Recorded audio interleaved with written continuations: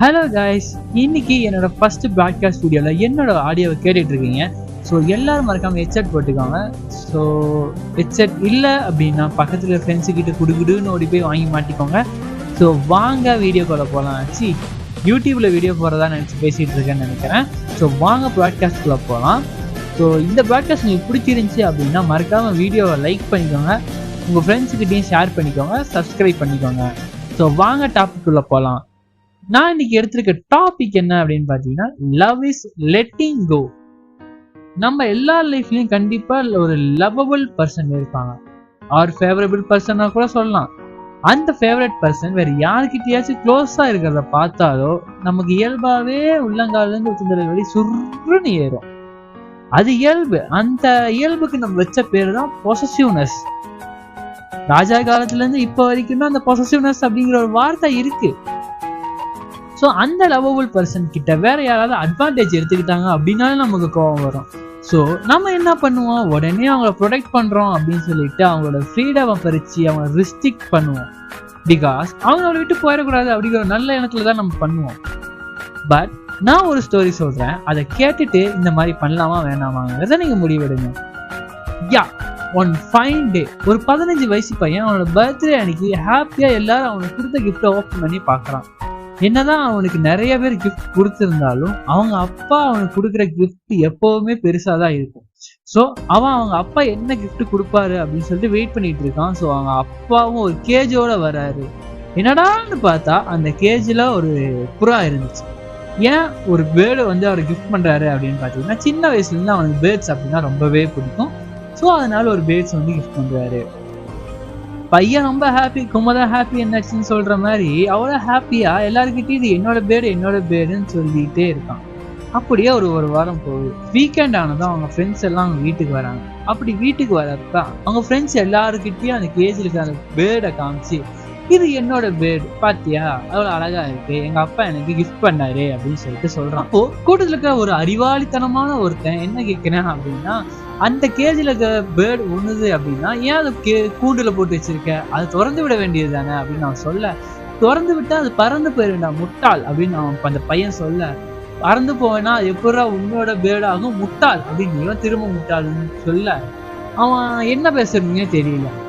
So ஒரு மாதிரி எல்லாரையும் பார்க்கலாம், அப்போ ஓன் பேர்டே கிடையாது அப்படின்னு சொல்லிட்டு நீங்க இன்சல்ட் பண்ற அப்படின்னு சொல்லிட்டு அவனுக்கு எல்லாரும் நீ ஏமாத்துறீங்க அப்படின்னு சொல்லிட்டு அவன் ஃப்ரெண்ட்ஸ் எல்லாரும் போயிட்டாங்க.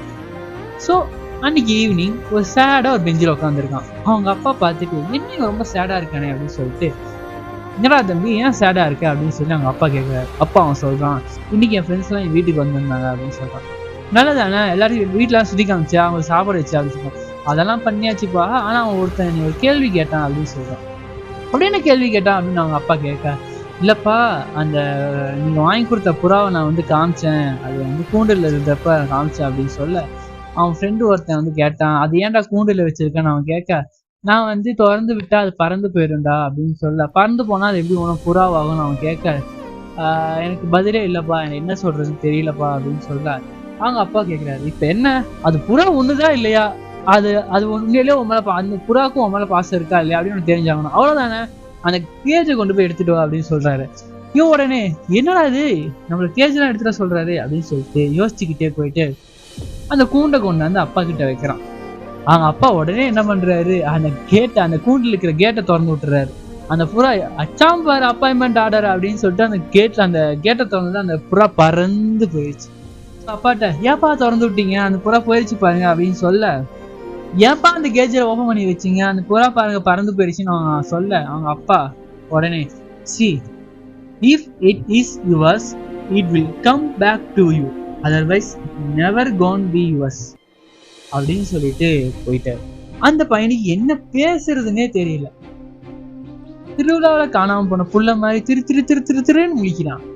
1 வாரம் ஆகுது, 2 வாரம் ஆகுது, போன புறாவை ஆளையே காணோம். ரைட்டு, அது பறந்து போனாலே அப்படின்னு சொல்லி ஜாலியா பறந்து போயிடுச்சு போல அப்படின்னு சொல்லிட்டு அவன் சேடா உட்காந்துருக்கான்.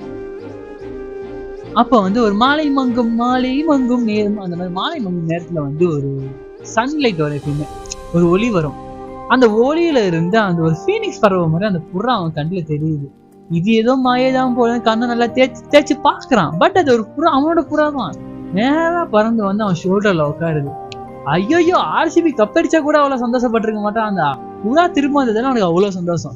ரைட்ரா அர்ரா பண்டிகை கொண்டாடுங்க, கல்கத்தாவே காப்பு கட்டுங்கடா அப்படின்னு சொல்லிட்டு ஜாலியா ஐயா ஜாலி அப்படின்னு சொல்லிட்டு இந்த மாதிரி ஜாலியா இது போயிட்டு அவங்க அப்பாட்ட போய் ஐயா அப்பா புறா வந்துச்சு ஏதோ சுனாமி அந்த மாதிரி ஜாலியா இது பண்ணிட்டு இருக்கான். இந்த வாரத்துல நிறைய பேத்த பார்த்திருக்கோம். ஒரு ரிச்சான உன்னையோட ரிச்சான பீப்புள் பார்த்திருக்கோம், உன்னோட கேரிங்கான பீப்புள்ஸை பார்த்திருக்கோம், உன்னையோட அதிகமான பாசம் காட்டுற மக்களை கூட பார்த்திருக்கோம். ஏன் ஈவன் அந்த பேர்ட்ஸோட இதுக்குள்ளே நிறைய பேர் ஃப்ரெண்ட்ஷிப் கிடைச்சிருக்கலாம், பேர்ட்ஸோட ஸ்பீசிஸ்லேயே வந்து நிறைய ஃப்ரெண்ட்ஸ் கிடைச்சிருக்கலாம். பட் அதெல்லாம் விட நீ ஒரு வாரம் அந்த காமிச்ச பாசம் தான் அது முக்கியம் அப்படின்னு சொல்லிட்டு திரும்ப உன்கிட்டயே வந்திருக்கு அப்படின்னா that's call a true love. அதே தாங்க நானும் சொல்றேன். நம்ம லவ் பண்ற பொண்ணோ பையனோ அது நம்ம கிட்டே தான் இருக்கணும், நம்ம கூடவே தான் இருக்கணும்னு என்னைக்குமே நினைக்காதீங்க. அப்படி நினைக்க தான் நம்மள அவங்க விட்டு விலகி போறாங்க அப்படிங்கிறது உங்களுக்கு புரியும். நீங்க அவளை கேரிங் பண்றேன்னு சொல்லிட்டு கேரிங் கொடுக்கறது, அவங்கள வந்து அவன்கிட்ட பேசாத, அவன் இன்டென்ஷன் சரியில்லை, இவன் இன்டென்ஷன் சரியில்லை. இங்க பாருங்க, எவன் இன்டென்ஷன் சரியில்லைனாலும் பேசுற அவங்க இன்டென்ஷன் சரியா இருந்தா எந்த பிரச்சனையுமே வராது. If they truly love you they never betray us. Okay, so think about it. Thank you for listening guys. Bye, stay tuned, stay happy forever.